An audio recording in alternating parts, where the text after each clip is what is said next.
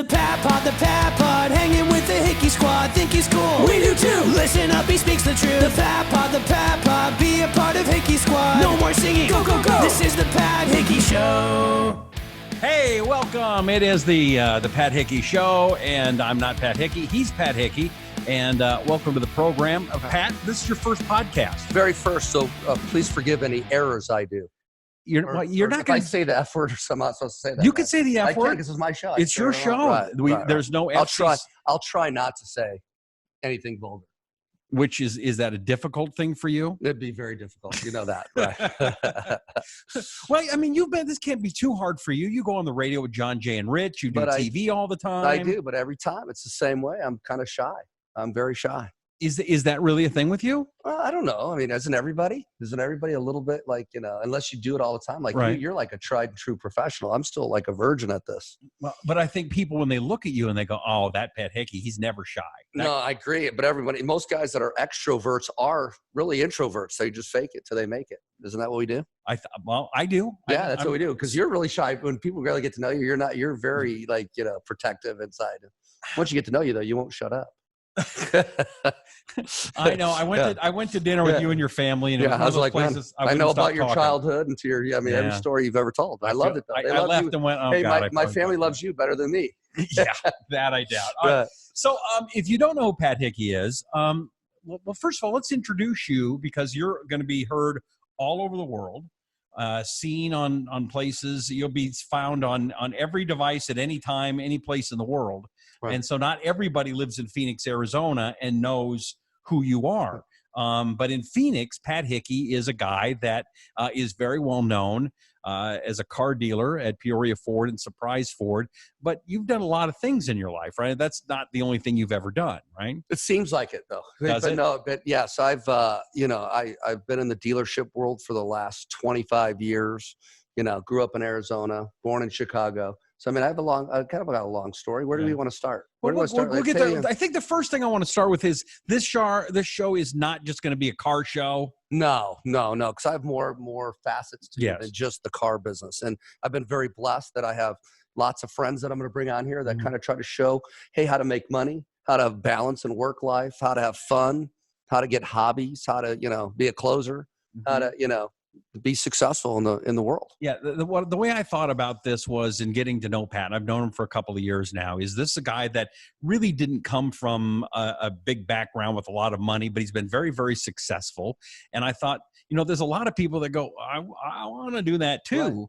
Right. And, there's a lot of guys out there doing it, but sometimes I wonder how successful they really are other than selling success. Right. And here, I'm not selling it for money. You talked me into doing this for fun. And I thought it'd be a great way to give back and to have some fun with it and maybe make some new friends and get out there in the world and meet a whole bunch of new people. The other thing that I found fascinating, one of the reasons why you want to do this show, is not only do you want to help other people, but you specifically wanted to help younger people, folks that are kind of coming up, this millennial generation that's kind of having a hard time right now. Well, they used to call me something different than the millennial of my generation. But, dumbass. That would be one of them. Rebels, renegade, whatever word. But the millennials of today's generation are just the guys that they want to be challenged just like we did. So I think, and I have sons that are millennials, and they are challenging. But they are smarter than us. They want quicker things than us. All we do is adapt, and we can make a lot of money and have a lot of fun and have successful life. Do you see much difference in the millennial generation from you and I are about the same age, so we were considered Generation X, although it seems like we were forgotten in these whole generation things. Obviously there's some things that stand out that can be attributed to millennials, but they could be attributed to anyone. If you're lazy, you're lazy. If you're a go-getter, you're a go-getter. I don't care what generation you're from. Yeah. There was people, if you read things from back in the 40s, that if you said them today, you'd like, that's from today. And it's not. Right. It's from the 40s and 30s and 20s. And it's just, life repeats itself. It's very, they're very similar.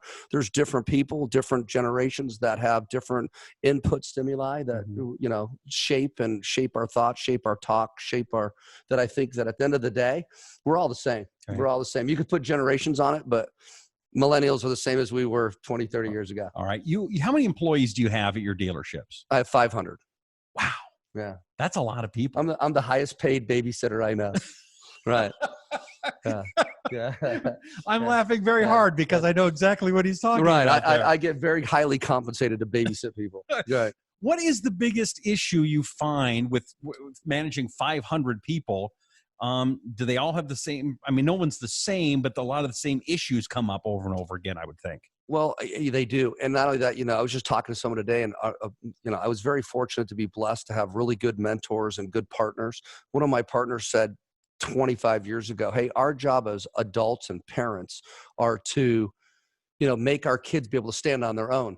As employers, our job is also to make our employees stand on their own. Mm-hmm. And I think we forget that because, I don't know, someone will come to me with a problem. I want to fix it. Instead of saying, hey, you go fix it, tell me 3 things to fix it, and then come back to me. They don't come back. If you give them the 3 things, they don't come back usually. Really? Yeah. So if you figure on, just tell them to go figure it themselves out. If they can't, they'll still come back. You can fix it for them. That's just one small thing, like just came out, Okay. So, I guess your first tip here is what? Fix it yourself? No, I think you try to get people to fix their own problems and challenge them to do that. And then if they can't do it, show them and teach them how to do it. Okay. Right. What are you seeing right now? And we're going to go through a whole bunch of stuff. I mean, how to jump ahead your competition. Yeah. Pat is very well known for being a well-dressed guy. I'm not that guy. He is. We're going to talk about that. We're going to talk about how to stop being stupid. I mean, there's a lot of different things. But in this first show, I'm really trying to get an idea of things that you're seeing that are problems and ways to maybe make a difference. We all want to succeed, but no one really knows how to get started in that. Right. Yeah, I mean, that's a hard question, right? That is a tough one. It's a tough one. I think it's a bad question. Let's drill it down to, Okay. I mean, everyone wants to be, it's like everybody wants to go to heaven, but nobody wants to die. Right. Right. So, I mean, how do you fix that? How do we not die and go to heaven still? Okay. We're going to have to let's start a little bit easier. Specific, more question that, that we say, hey, how do we fix this? Yeah. Okay. So how do we fix, motivation? A lot of people, they start off being motivated, right? You get with your 500 employees, they all started on the first day wanting to be the best guy. I think obviously that we need to fix goal. It comes to like goal setting. Hey, you need to have real goal setting, set your goals, say, hey, this is your goal, write it down. Everyone says, hey, I have goals. Most people's goals are wishes. I mean, if you wish, let's like everyone, hey, what do you want to be? I want to be rich. Okay. What do you do to be rich? Nothing. Well, then you're not going to be rich, right? Unless you win the lottery, your parents are rich, or you get lucky. I've never been that lucky. But if you want to be wealthy or rich, or what your definition of is, rich, everyone has a different definition, by the way, that, you have to have a plan. You have to have a goal, and you have to have small incremental wins to show yourself that you're striving towards that, or you'll never make it there. So do you write down goals? I write down every month what I'm going to do. I write it on my mirror in the bathroom because, hey, we're creatures of habits. Whatever habits you want, rich people do rich people habits, poor people do poor people habits. If you want to be rich, you got to do rich people habits. And I learned a long time ago, hey, you want to be someone, you got to emulate the same habits they do and do them better. So rich people write down goals? I think they do. Majority of people that have been wealthy or succeeded somewhere, they have had a good process that they sit down and go, I want to get here by this time. I want to get here by this time. And they have a plan and they work their plan. They don't just wing it. Now, again, there's exceptions to every rule. Hey, there's that guy. You're like, well, no, I saw this guy once that did it. Right. Well, I saw guys that won lotteries. I buy lottery tickets. I never won. Right. But it doesn't mean that, the processes that I saw, the people that were really wealthy around me that weren't given it, that earned it, that they had the same type of process. They worked every day really harder than anyone they worked around. They completely honed in their craft. They got their craft as good as they could get, and they continue to get better. They continue to work harder. Everybody, they look better than everybody. And those simple things, I think, are just easy things to fix. You don't have to be rich to be rich. You can, I find that fascinating that I've heard people talk about, write down your goals, make sure you put it on paper. And it sounds corny, right? It does sound corny. Let's write it down, right? But, again, someone told me a long time ago, hey, write it in the mirror. If you write something on the mirror and you look at it every day, eventually that's going to sink into your psyche. Like you say, hey, I want to, I don't know. I want to save $500. It might be 500. It might be that low. And some people, you say, hey, you got to save 50 grand. You're like, 50 grand? I've never even seen 500. Right. Start at reasonable goals, right? It might be $5. Okay. But I mean, save 5, and then it might be 50, and then it might be 500, and then it might be 5,000, then it might be 50,000. You'll get to the bottom of it. You'll start saving 500,000. Wow. So you kind of you keep upping your goals. Well, obviously. I think goals should be unattainable. If you're setting attainable goals, you're setting them too low.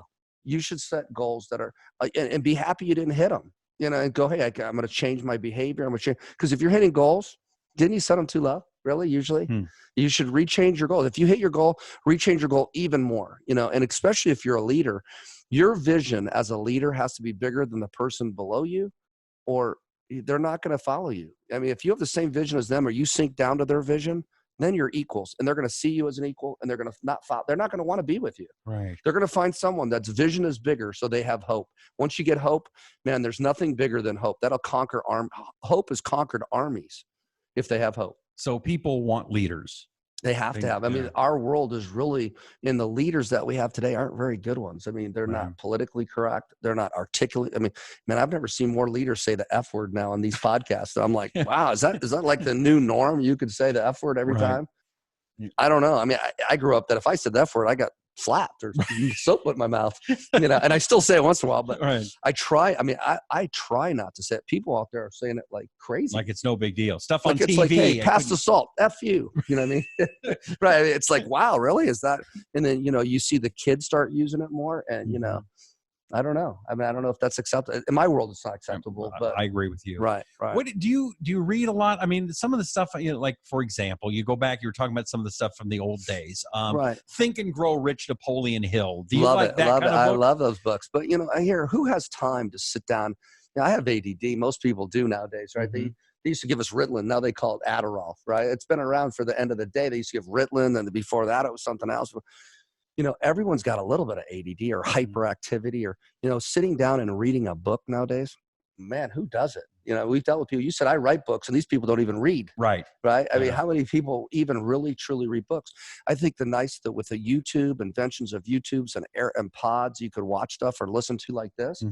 It's going to be, you could get information quicker, much quicker. I like audiobooks. Audiobooks are great. Like you're driving in a car, instead of listening to some commercial every other second. Right. That's screaming at you. I mean, after you listen to the Pat Hickey podcast, then you put on a book. Right, exactly. Right, and that's the way to. That's the way. Hopefully, they'll put this on instead of. That's what I'm saying. The Pat Hickey podcast first. I love it. There's a lot of different, and we're going to talk about this in other shows, but other people that you find inspirational. We've talked before about Grant Cardone. You like him. I think the guy, you might not like his style. You might not like his delivery, but man, the guy's successful. And if you could pick up pieces from a little guy here, a little bit this, you might got some of this, and then put your own personality on it. Right. That's really what it's about. If you try to act like Grant Cardone, everyone's going to say, why you act like that guy? Right. You're not Grant Cardone. You're not Grant. You don't have that style. You don't have that charisma. You can't do that. And people are going to read right through it. But if you take some of his topics and you take some of his charisma and add it to yours, and you become who you are, I think that's the $1 million, success. Well, and I think what's going to make this podcast successful is you're not a sugar-coated guy. And you're going to tell the truth, and you're going to call people out, right? I'm going to try, and hopefully we'll have some guests, have some fun about it, right? And have some fun, right? But that's one of the things, though, is and I've seen you in meetings, and you're like, "Hey, guy, you're messing up, okay? Right. You're doing this, and this, but I'm not. No, you're doing this, and this, and you're not doing it because you want to be a jerk or make them feel bad, right? It's what? Why do you call them out? Sometimes you got to, sometimes we all have a bunch of egos, and sometimes we got to people got to let you know, hey, you're not doing it right. Or maybe here, boiling water is not boiling water until it gets a certain degree. If you're 1 degree less, you're just warm water. And sometimes you got to get that extra degree from somebody. Somebody's got to give you the kick in the pants, or the truth hurts. That's an old saying, right? Truth hurts. Sometimes we need to know the truth from someone else close to us that we admire, or we look up to, or we lead to. We don't want to hear it, but when we hear it and it resonates with us, we become better. Right. Well, the one thing though I want to get out here is you are very successful in the car dealership business, but I mean, you started off, your dad probably gave you like $10-15 million, and you bought this car dealership. And funny story is that how I got in the car business, and I got to say, my dad's gone now, but I graduated college. I had 2 degrees. I was going to go to law school. And I'm like, God, I don't know what I want to do. I don't know if I want to be a lawyer, if I don't know if I'll be a doctor. I don't know what I want to do. I just know I had fun in college and I wanted to continue to stay in college and party all the time, right? Like we all do, right? And I'm like, well, okay. So I'm like, I'll take a year off. So I called my dad. I'm like, hey, Dad, my checks, I don't have any money in my account, like a normal, kid. And I was like, hey, my checks are bouncing. Hey, can you deposit some money? And he goes, you're done, right? And I'm like, all proud going, I'm done. I'm done. Yeah, I'm done. He goes, you're all done. You did you're all. And I'm like, yep, I'm done. And he's like all beaming. And he goes, so am I. And he hangs up the phone. I'm like, hello, hello, hello. I mean, in today's world, I wouldn't be strong enough to do that with my kids. But at the end of the day, man, I had to figure it out. Man, I had to move back in with my mom, which my mom and dad were divorced. And, it's humbling. That humbles you a little bit. Yeah. And then plus I had to figure out how to make money really quick. So I went on job interviews and, I went to job fairs and I'm like, wow, didn't know what to do still. And I came into a job fair that had, ABC Nissan, PetSmart, and Bass shoes. And I'm like, don't want to touch feet all day. Don't want to clean dog poop up. I'll get in the car business till I find a real job. Yeah. And I'm still looking. I'm still looking for a real job because it doesn't seem like a real job to me. Right. Why did you like it? What is it about you love about it? I mean, the car business is just, done right. Everyone says, oh, car guys lie. I never had to do that. Never had to lie. Never had to steal. Never had to, and again, we had a lot of fun. We have a lot of fun. It's different people every day. It's exciting. Cars are cool. Mm-hmm. You know what I mean? And people want to have a friend in a business. Like when you go to a restaurant, hey, I love to go. I go to some restaurants. I don't even like the food, but I love the people that run it. Right. And they treat me like, they say, hey, here's your table. And they cater to you and they go, and they give you extra service. And the food's just okay. But I go there because of that. I mean, I always liked that people came and bought cars for me because we had a friendship and a rapport I built off. I wanted things to be more relational than transactional. Okay. If you make everything transactional, everything will go to digital retailing anyway. Everyone's trying to push everything to, hey, buy it over the computer, buy it on Amazon, buy it on this. But it's just not even fun to buy. I mean, at Amazon, it's kind of fun because it's cool at first. But after you start ordering, all those boxes start showing up and everything, you're like, oh, God, it's just another box showing up. Right. Oh, my God, what did I order? What did I binge order last night? It's not even fun, right? Because there's no interaction. We're human beings.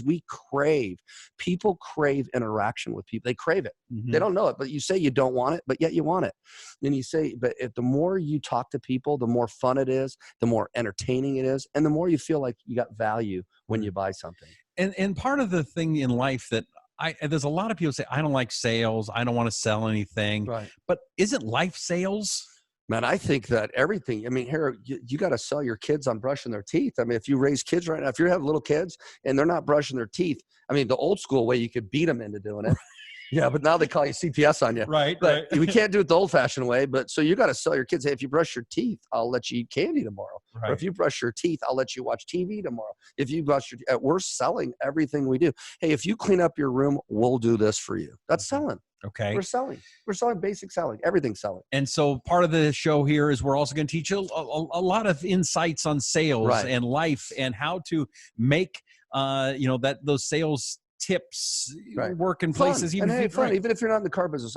We can show you stuff in here.